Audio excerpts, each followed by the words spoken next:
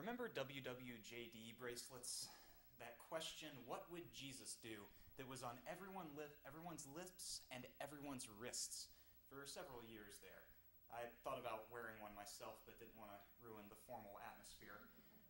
I remember when I was younger, I used to play this little game where I would try to put Jesus in the most outlandish circumstances possible. Like, what would Jesus do on the Titanic? And of course my answer was that, well, he could walk on water, so no problem. As I've gotten older, I've continued to play this game, but I've gotten a little more serious about it.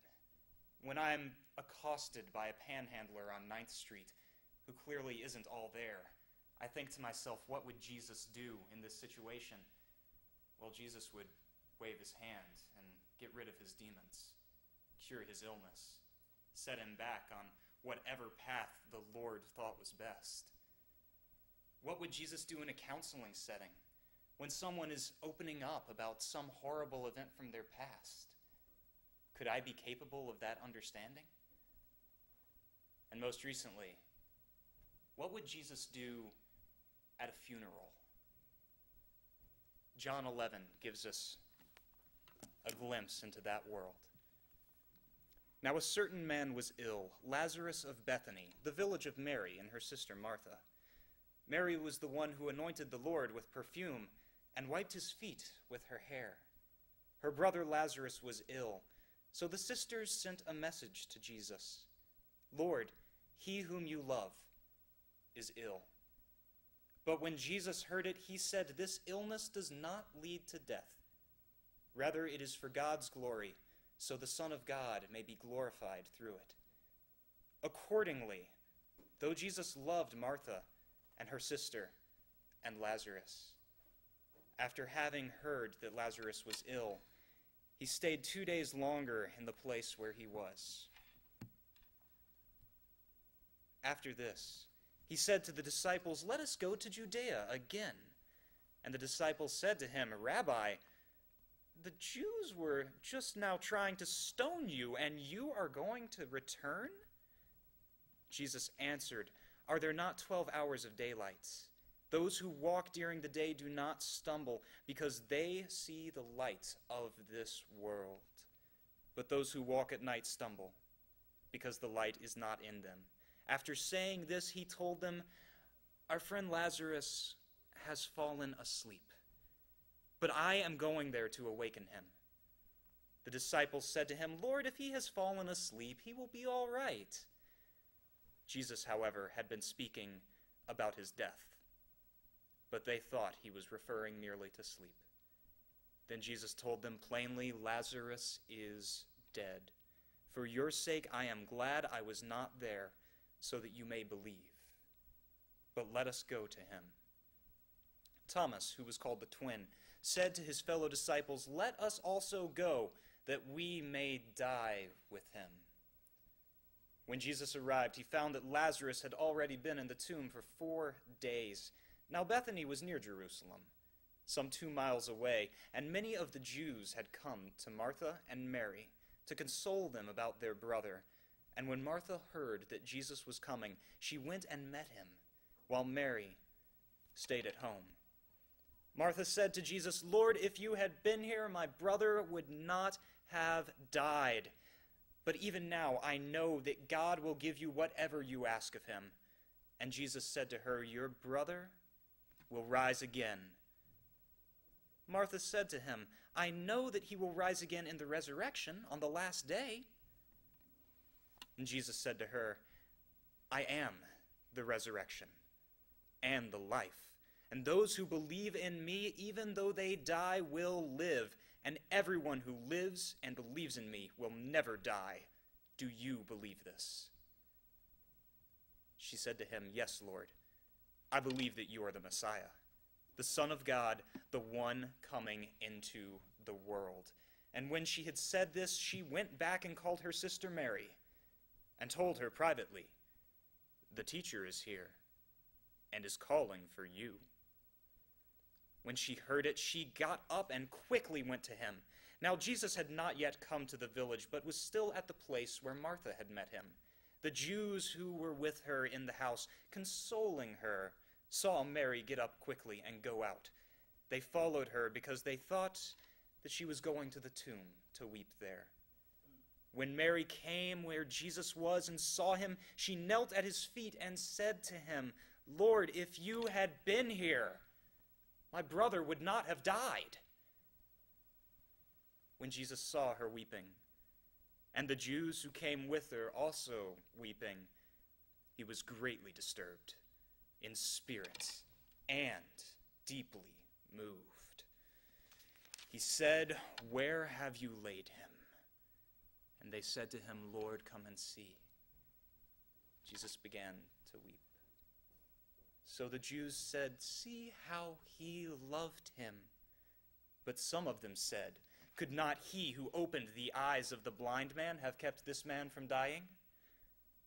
Then Jesus, again greatly disturbed, came to the tomb.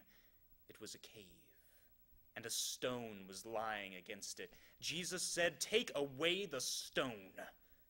And Martha, the sister of the dead man, said to him, "Lord, already there is a stench, because he has been dead for 4 days." Jesus said to her, "Did I not tell you that if you believed, you would see the glory of God?" So they took away the stone, and Jesus looked upward and said, "Father, I thank you for having heard me. I knew that you always hear me. But I have said this for the sake of the crowd standing here, so that they may believe that you sent me." When he had said this, he cried with a loud voice, "Lazarus, come out!" The dead man came out, his hands and feet bound with strips of cloth, his face wrapped in a cloth. And Jesus said to them, "Unbind him. Let him go." Many of the Jews, therefore, who had come with Mary and had seen what Jesus did, believed in him. From the very beginning of this passage, Jesus knows what's going on. He knows what's going to happen. He has this great love of Lazarus and knows that Lazarus must die and rise again, that the people mourning might believe, and that all of this is for the glory of God. This is a dangerous trip for Jesus, a scary journey, especially for the disciples going with him who don't know how this is going to play out.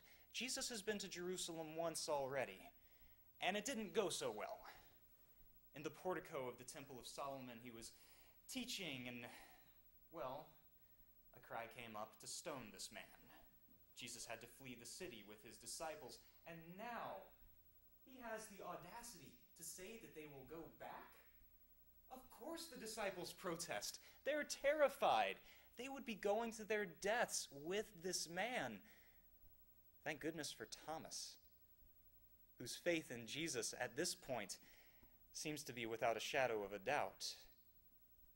Don't you just love it, though, when Jesus speaks and the disciples don't seem to understand? He tries to be gentle with them. He says, "Our brother Lazarus has fallen asleep."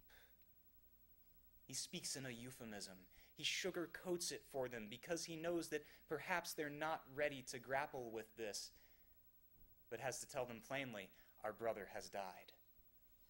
And so they go to visit in honor of Lazarus, to comfort the family, to attend this grand funeral service that has taken place.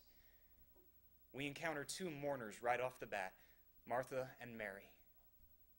Now, Elizabeth Kubler-Ross, a researcher, came up with 5 stages of grief that she said most people pass through. Some variation of these 5 levels. Sometimes a level will be skipped. Sometimes they'll be sped through really quickly. But everyone goes through denial in the face of death, through anger, through an attempt at bargaining to say, "Lord, if I could just do this so that so-and-so might live. If I could just give this up that I might have a few more days on earth." Depression. And ultimately acceptance. And from acceptance comes hope.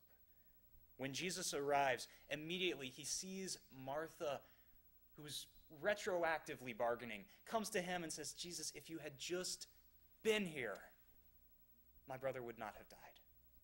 I know this. Her faith is amazing. Jesus continues on, though, and encounters other mourners. Think of how ostentatious funerals have gotten now. Think about the funeral industry. Casket prices are at an all-time high. You can pay a fortune for headstones. There are funerals now where multiple pastors will preach, opera singers will perform. I think about my grandmother's funeral. Grandmother Lewis is smiling down from heaven as I tell this. She lived to be 101 years old. And one of the running jokes in the family was that she had had her funeral planned for so long that she kept having to change pallbearers because she kept outlasting them. The longest running argument in our family was who was going to play the organ at Grandmother Lewis's funeral. Would it be my aunt or the church's longtime organist? So much thought and planning went into this one event. In this particular case, mourners have come from Jerusalem. People there almost professionally to lament the death of Lazarus, to mourn with Mary, to wail and weep and tear their clothing at this horrible event, because that's just what we do. I made a point this morning when someone complimented my attire. I said I wanted to look as much like a funeral director as possible for this sermon. This funeral, which Jesus sees, has become a show, and Jesus is mad.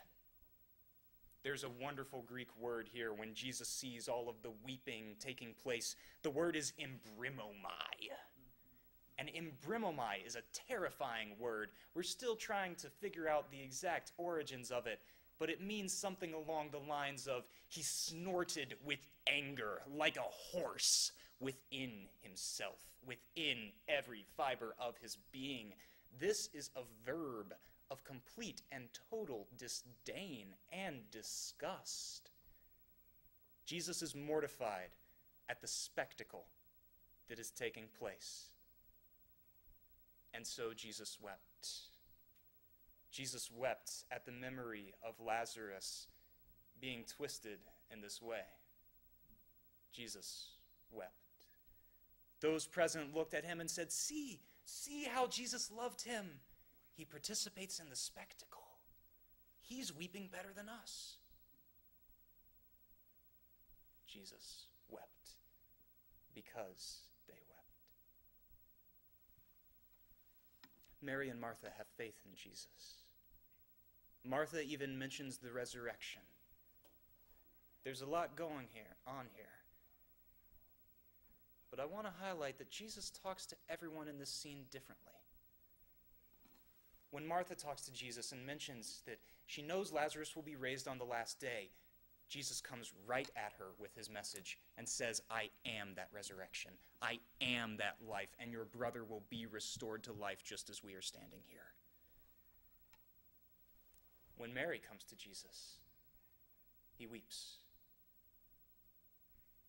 When he sees these professional mourners there for Lazarus, he's filled with anger, with this embrimomai. Jesus responds to every mourner differently at this funeral.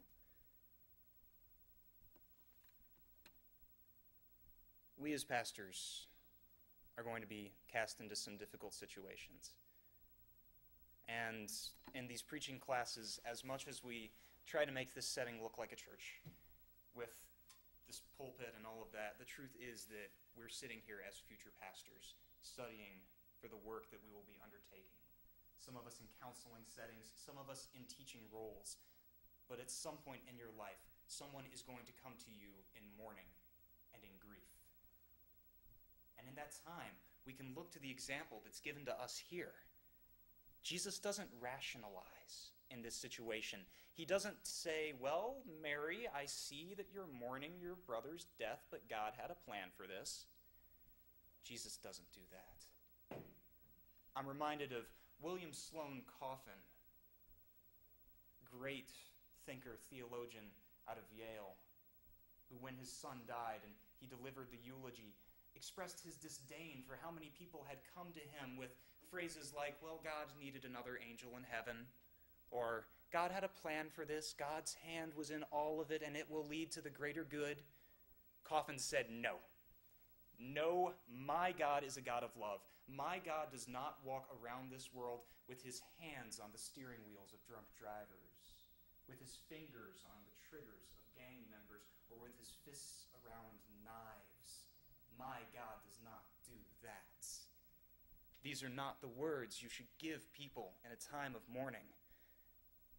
Future pastors don't have a single answer on which to rely when you're dealing with multiple family members, when you're dealing with people who might have known that person differently. Jesus reacts differently to every single person in this story. He sugarcoats things for the disciples. He comes right out with his message to Martha. He weeps for the mourners. Be flexible and be versatile as you're dealing with people in grief. This is essential for your ministry. Don't hold back. There are going to be times where you want to weep, where you want to cry, where you want to be angry because you've lost this person too. In those times, do it. Jesus reflects very human emotions in this passage, and theologians and church fathers would debate for centuries about Jesus' weeping. Oh, he's fully human. Oh, he's fully God. What matters is that Jesus is expressing the same emotions that you yourself have. So take comfort. Be who you need to be in your time of grief. And lastly, you are human, so don't try to be more. You won't say the right thing every time in a situation of loss. The perfect words will not always come to you. So just trust when these times come about. Verses 25 and 26 of this chapter are particularly important to us as pastors. Jesus said to her, just as Jesus says to each one of you, I am the resurrection and the life. Those who believe in me, even though they die, will live. Everyone who lives and believes in me will never die. So how would Jesus grieve? He provides words of comfort. He provides words of teaching. He provides the words that the people at this funeral need to hear. So as you go out into parishes, into schools, into agencies, wherever you go, wherever the Lord sends you, take the Holy Spirit with you. Listen to the people around you. Give them the words that God will put in your mouth. For the resurrection and the life walked among us. And he fills our hearts still. I'm going to do something a little different. Can we all stand and just circle up?